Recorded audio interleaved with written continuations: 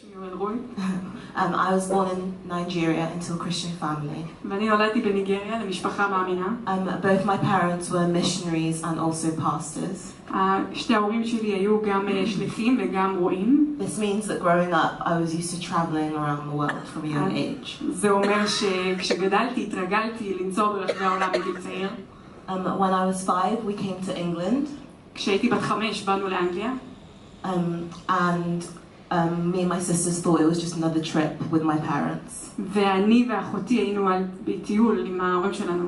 So it came as a surprise when they said we were moving there. אז היה די הפתעה שהם אמרו עכשיו אנחנו עוברים. And I wasn't just sad because the food there is quite bland.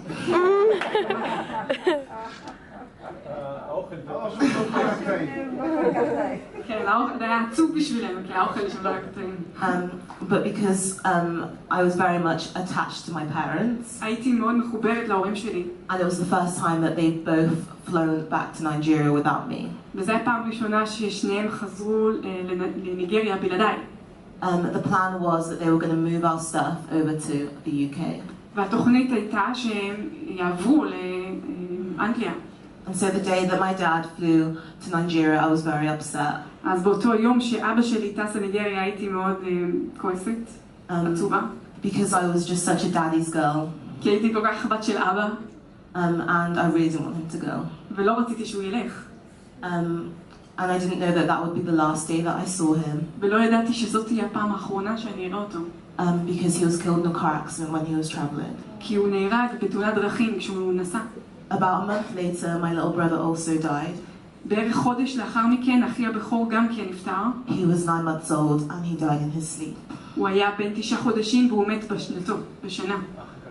אח הקטן. And then about 6 months later, my grandmother died.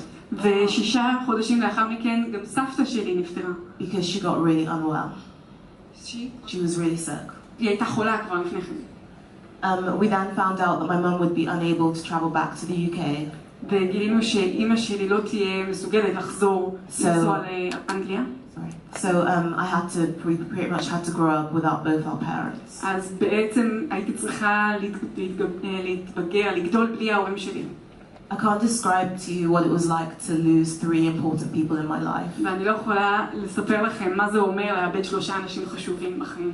Because the pain of losing my dad was like I'd hit the maximum amount of pain that I could possibly go through. כי הכאב לאבד את אבא שלי זה היה אולי הכאב המקסימלי שאי פעם הייתי יכולה לשאת. I didn't feel like I could really rely on God. לא הרגשתי שאני יכולה באמת להישען על אלוהים. Because I thought, where was he when my dad was in that car? כי כל הזמן חשבתי איפה הוא היה שאבא שלי נהרג בתאונה. I didn't really feel like I could rely on my mum. לא הרגשתי שאני יכולה להישען על אמא שלי. Because she was in a different country. כי הייתה במדינה אחרת. So as a result, אז כתוצאה מכך, I became really independent. הפכתי להיות מאוד עצמאית. I became such a perfectionist. ומאוד פרפקציוניסטית. And I thought I'd had to just do everything on my own. אני פשוט צריכה להסתדר בעצמי. So I'd strive to be the best all I could be. אז ניסיתי להיות הכי טובה בכל מה שאפשר. And I think I managed to convince myself and everybody else that I was okay. ואני חושבת שניסיתי לשכנע את עצמי וכל אחד אחר שזה בסדר, שאני בסדר. But then 2 years ago I went to go visit my mum in Nigeria. אבל לפני 2 הלכתי לבקר את אמא שלי בניגריה. And whilst I was there she was in a car accident. וכשהייתי שם היא הייתה בתאונת דרכים. And she'd crashed in one of the most poverty-stricken places that I've ever seen. והתאונה אירעה באחד המקומות הכי עניים שראיתי אי פעם. And the hospital wasn't really bigger than this room. ובעצם בית חולים לא היה יותר גדול מהחדר הזה. And none of my other siblings were there, none of our family was there. ואף אחד אחר מהמשפחה שלנו לא היה שם. And it looked like she was going to die. וזה היה נראה כאילו היא הולכת למות. But all the while my mum was singing worship songs. אבל לאורך כל הזמן הזה אמא שלי היללה, שרה שירי הלל. And for once I was going to admit that I was angry at God. ולרגע חשבתי שאני הולכת להודות בכך שאני כועסת על אלוהים. Because regardless of her faith, I thought he was really unfair. בגלל שחשבתי שזה אלוהים מאוד לא הוגן. And I just felt really alone. והרגשתי מאוד בודדה. And so I stopped admitting that I was this good Christian girl, which is what I was doing. I stopped in there. אז הפסקתי להכיר בזה או להודות בכך שאני באמת המאמינה הטובה שתמיד חשבתי שאני. But one day I was thinking about the story of Lazarus. אבל יום אחד חשבתי על הסיפור של לזרוס. And how God brought him back, how Jesus brought him back to life. ואיך ישוע הקים אותו מן המתים. And it's a story that I'd always knew as a child. זה סיפור שתמיד הכרתי כילדה. But then John 11:35 really stuck out to me. אבל אז יוחנן פרק 11 פסוק. And all it says is that Jesus wept. פסוק 35, יוחנן 10, פסוק 35, זה, כן, יוחנן 11, פסוק 35, זה פסוק שמאוד בלט בשבילי. שישוע בכה, שם כתוב. And I could never understand why Jesus would weep. ואף פעם לא הבנתי למה ישוע יבכה. When he knew he was going to bring Lazarus back to life. הוא ידע שהוא יקים אותו מן המתים, אז למה הוא בכה? And then the Holy Spirit made me realize. ואז רוח הקודש נתן לי להבין. That Jesus wept because we were never meant to experience the pain of death. כי ישוע בכה כי הוא לא היה אמור לחוות את הכאב של מוות. Because God is so present in our pain. כי אלוהים כל כך נוכח בכאב שלנו. Because even though he is all powerful and all knowing, כי גם שאלוהים יודע הכל יכול, he never intended that sin would be in this world. הוא לעולם לא רצה שחטא יהיה בעולם. And the wages of sin is death. ושכר החטא הוא המוות.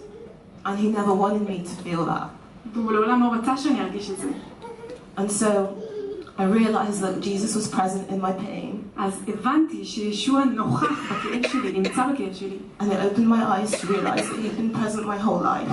ואז הבנתי שהוא היה נוכח לאורך כל החיים שלי. And I haven't got time to share you every single story. אין לי זמן לחלק איתכם כל סיפור. Where I know he has been there for me. מה הוא היה בשבילי. But I'm going to share with you my favorite life verse. אבל אני אחלק איתכם את הפסוק האהוב עליי. Which is Jeremiah 29:13. שזה ירמיהו פרק כ"ט פסוק. It says 13. פסוק 13. ירמיהו 29 פסוק 13. It says, if you look for me wholeheartedly.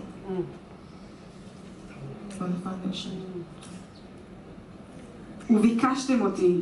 You will find me. ומצאתם. And so I know that even when... וביקשתם אותי ומצאתם כי תדרשוני בכל לבבכם. And so I know that even when I feel lonely. והבנתי שלמרות שהחיים שלי הרגישו בודד. And even when I feel like I need my dad. וגם כשאני מרגישה שאני מתגעגעת, אני צריכה את אבא שלי.